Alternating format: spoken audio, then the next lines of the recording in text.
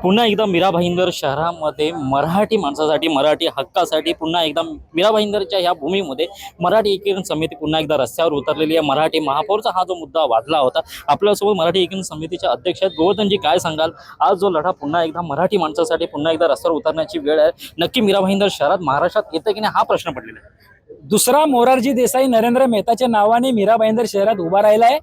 अहो, या मोरारजी देसाईंनी खूप प्रयत्न केले मुंबई गुजरातमध्ये नेण्याची, यांना जमलं नाही। त्यानंतर यांनी प्रयत्न केले की मुंबईला द्विभाषिक करावं, त्यांना ते पण जमू दिलं नाही। आज हा नरेंद्र मेहता इकडचे आमदार लोकांनी त्यांना निवडून दिलाय। तुम्ही राज्यासाठी काम केलं पाहिजे हो, तुम्हाला मराठी माणसाने पण मतदान दिलेलं आहे, तुम्हाला घराणेशाहीसाठी मतदान दिलेलं नाहीये लोकांनी। आज नगरसेवक लोकांनी निवडून दिलेत, पण महापौर तुम्ही ठरवताय। ही कुठली लोकशाही? लोकांना ठरवू द्या। लोकांनी नगरसेवक ठरवलेत म्हणून 46 मराठी नगरसेवक निवडून दिले। बाकीचे नगरसेवक हे 2 शिवसेनेच्या भांडणामध्ये निवडून आलेले आहेत। तुम्ही हुकुमशाही गाजवू नका नरेंद्र मेहता साहेब। आज या शहरामध्ये मराठी महापौर नेमला पाहिजे। तुम्ही मराठी द्वेष किती प्रमाणात करणार आहात? तुम्हाला घरामध्ये महापौर का पाहिजे? आज देवेंद्र फडणवीस माननीय मुख्यमंत्री साहेब यांनी निवडणुकीच्या आधी सांगितलं होतं की मराठी हिंदूच महापौर होईल, व तुम्ही आमच्या माननीय मुख्यमंत्र्याचा आदेश देखील पाळत नाहीयेत। माननीय मुख्यमंत्री देवेंद्र फडणवीस साहेब, या नरेंद्र मेहताला तुम्ही आवरावं। माननीय एकनाथ शिंदे साहेब, आपण उपमुख्यमंत्री आहात, आपण देखील महाराष्ट्र राज्याच्या या नागरिकांना एक सांगितलं होतं की मराठीच महापौर करू। आज या मीरा भाईंदरमध्ये काय होतंय? आज हा वाद पेटला जातोय, हा संघर्ष वाढवला जात आहे। आज तुम्हाला आमचे बळी घ्यायचे आहेत का? हे पोलीस या ठिकाणी उभा केलेले आहेत। मराठी माणूस तुम्हाला परत 1956 सारखा मारायचा आहे का? आणि मारायचा असेल तर मारा, आम्ही जीव द्यायला तयार आहोत, परंतु मराठी महापौर झाल्याशिवाय आम्ही थांबणार नाही, हे मात्र लक्षात घ्या। आज पोलिसांनी किती पण दडपशाही करू द्या, माननीय मुख्यमंत्री साहेब आपण गृहमंत्री आहात, पोलिसांना देखील आपण विनंती करावी। पोलीस आणि आमच्यामध्ये संघर्ष दरवेळेस होतो, हे मराठी पोलीस आणि मराठी बांधव दरवेळेस भांडतात। आज आम्हाला कोणाशी भांडायचं नाहीये, शांततेमध्ये महानगरपालिकेवर जायचंय, आम्ही ते जाणार, आमचा निषेध व्यक्त करणार। आपण या नरेंद्र मेहताला आवरावं, याला ही प्रोसेस थांबवायला सांगावी। आणि या ठिकाणी 7 महिला भगिनी अनुभवी स्थानिक भूमिपुत्र आहेत, त्यांच्यापैकी एक मराठी महापौर आपण द्यावा अशी आमची विनंती आहे। नक्कीच आता तुम्ही भाजपाचे आमदार नरेंद्र मेहता यांच्या विरोधामध्ये हा लढा देताय, पण शिवसेना सांगते की भाजपाची तुमची बी टीम आहे आणि शिवसेनेच्या मार्फत जी बाळासाहेब ठाकरेंच्या शिकवणीमध्ये वाढलेले आहेत ते शिवसैनिकांच्या मार्फत तुम्ही आता मगाशी म्हणाल की निवडणुकीमध्ये परप्रांतीय चालतात, पण मराठी माणसाच्या विरोधामध्ये बोलण्यासाठी मराठी माणसांनाच उभं केलं जातं, त्याबद्दल काय बोलाल? अहो, या शिवसेनेचा जन्म कैलासवासी हिंदू हृदय सम्राट बाळासाहेब ठाकरे यांनी मराठी म्हणून केला होता। आज हे विसरलेत का? आज यांनी आमच्या सोबत उभं राहायला पाहिजे होतं। हे आमच्यावर काय आरोप करतात की आम्ही भाजपची टीम आहोत? अहो, भाजपची टीम जरी आम्ही आहोत, मग तुम्ही भाजपचे विरोध करायला तरी आमच्या बाजूने उभा राहा। अहो, नगरसेवकाची ज्यावेळेस निवडणूक होती तर या शिवसेनेने नगरसेवक कोणाला दिलं? जहाला दिलं, सिंगला दिलं, शर्माला दिलं। या शिवसेनेने उत्तर भारतीय भवन उभारायला घेतलं, या शिवसेनेने गुजराती भवन उभारायला घेतलं, या शिवसेनेने गुजराती डायरो घेतला, या शिवसेनेने छटपूजा केली, या शिवसेनेने नको ते प्रताप केले। आणि तुम्हाला जेव्हा लोकांनी घरी बसवलं तर तुम्ही आमच्यावर खापर फोडताय। आज तुम्ही आमच्या बाजूने मराठी म्हणून उभं राहायला पाहिजे होतं। तुम्ही आमच्यावर काय आरोप करताय सामान्य माणसावरती? आम्ही सामान्य माणसं आहोत, आम्हाला निवडणुकीचं काही घेणं देणं नाही आहे। इथे मनसेचा जरी शिवसेनेचा जरी जर नगरसेवक बहुसंख्येने आले असते आणि महापौर अमराठी केला असता तरी तिथे आम्ही निषेधच केला असता, हे मात्र नक्की आहे। नक्कीच फार मोठ्या प्रमाणामध्ये मराठीच्या पाट्या आहेत, ह्या आंदोलनामध्ये मनसेनेही पाठिंबा दिलेला आहे। आपल्यासोबत मनसेचे शहर अध्यक्ष आहेत, आपण त्यांच्याकडनंही जाणून घेणार आहोत नक्की त्यांची ही भूमिका काय आहे। काय सांगाल दादा, पुन्हा एकदा मराठी माणसासाठी मराठी हितासाठी मराठी महापौरासाठी रस्त्यावर उतरण्याची वेळ येते, नक्की मीरा भाईंदर शहर महाराष्ट्रामध्ये आहे की महाराष्ट्राच्या बाहेर विकला गेलाय? दुर्भाग्याची गोष्ट आहे की मराठी महापौर बनावा यासाठी रस्त्यावर उतरायला लागतं, ही लाजिरवाणीची गोष्ट आहे। मला फक्त या ठिकाणचे जे आमदार आहेत नरेंद्र मेहता यांना कळकळीची विनंती होती की या ठिकाणी मराठी महापौर बना, पण त्यांनी बनवला नाही। म्हणजे तुम्ही बघत असाल ठाणा नगर, नवी मुंबई महानगरपालिका, मुंबई महानगरपालिकेमध्ये मराठी महापौर झाला. मीरा भाईंदरमध्ये का नाही? ही धोकाची घंटा कुणाची आहे कुणाला आहे माहिती आहे का?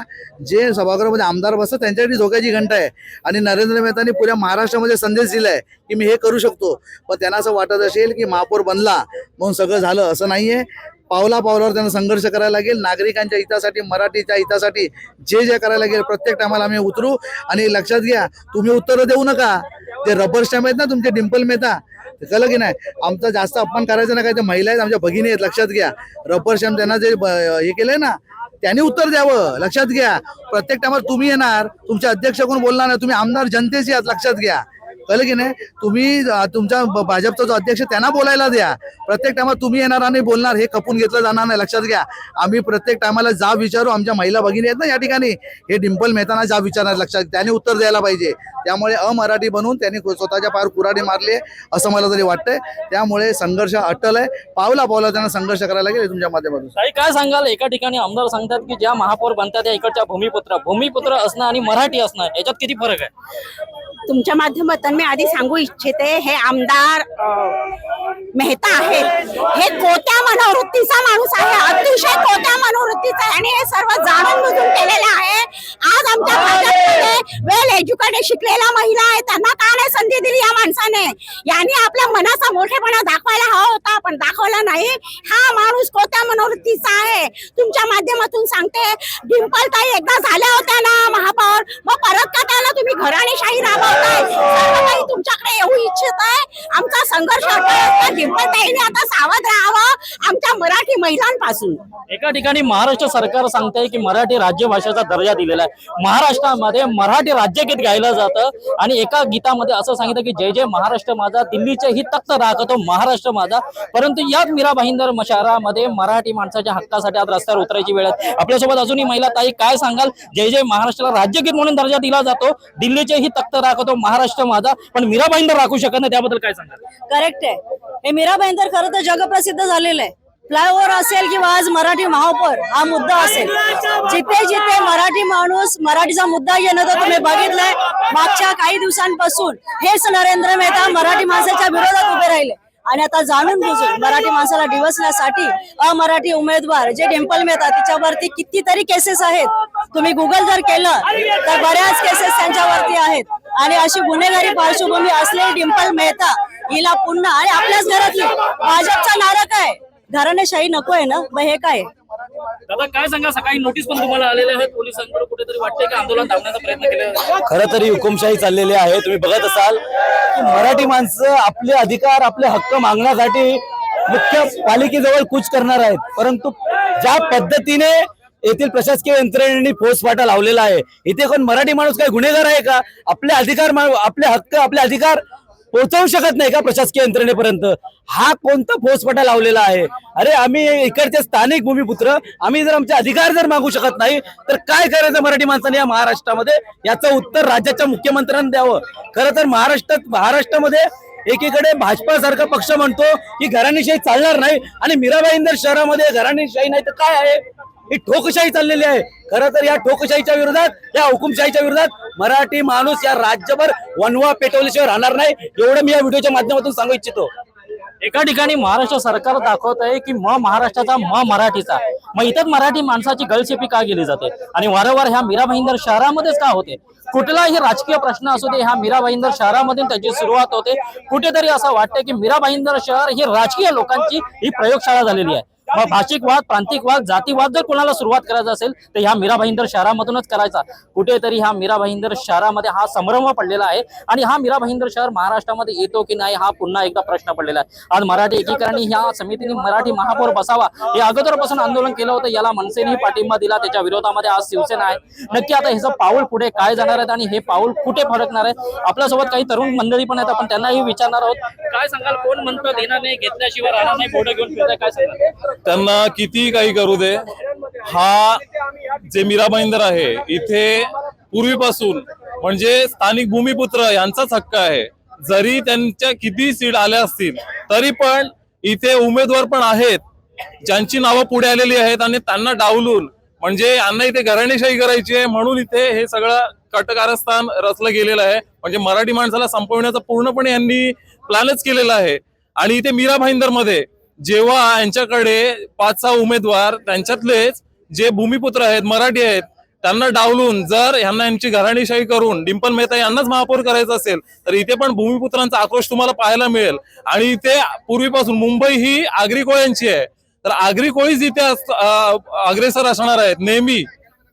भलेही यांना यांची घराणेशाही चालू दे किंवा काही चालू दे, पण इथे पूर्वीपासून आगरी भूमिपुत्र आणि इथे कोळी बांधव हे सगळे इथे राहत आहेत. त्यांना तुम्ही डावलून इथे स्वतःच्या घरातील व्यक्तींना तुम्हाला जर इथे राजकारणात पुढे आणायचं असेल तर हा कुठेतरी मराठी माणसाला संपविण्याचाच विचार केलेला आहे. आणि जे कोणी यांच्या पक्षात जाऊन बोलत असतील की आम्ही इकडचे पुढारी आहोत आणि इकडे जे परप्रांतीय आहेत तेच अग्रेसर राहतील, तर असं चालणार नाही. आणि जर यासाठी जर आक्रोश करायचा झाला आणि जर पुढाकार घ्यायचा झाला तर आगरी भूमिपुत्र इकडचे पेटून उठतील आणि हा महासंग्राम होईल, एवढं लक्षात घ्या. काय सांगाल एक शिवसेना आंदोलनाच्या विरोधात, एक शिवसेना आंदोलनाच्या सोबत, काय सांगाल? आता ते जे मराठीचे गद्दार आहेत, सरळ सरळ तुम्हाला कळलेलंच आहे, जे गद्दार आहेत ते मराठीशी पण गद्दार आहेत.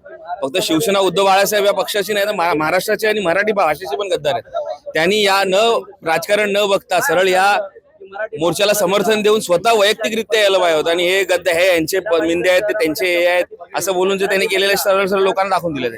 नक्कीच आपण मोठ्या अभिमानाने सांगतो लाभलंय आम्हा असं भाग्य बोलतो मराठी. पण आता एक सध्याची परिस्थिती बघता एक ओळ नवीन ओढते की आपल्याच घरात हाल सोसते मराठी. आज मराठी माणसाच्या हितासाठी, हक्कासाठी, मराठी महापौरासाठी आज मीरा भाईंदरकर रस्त्यावरती उतरलेला आहे. नक्की याचा परिणाम आता काय होणार आहे, यांना महानगरपालिकापर्यंत जाता देईल की नाही देणार आहे, कारण पोलिसांचा चोख असा बंदोबस्त लागलेला आहे. अधिक बातमीसाठी आपण पाहत राहा विजय गाते, नवराष्ट्र डिजिटल.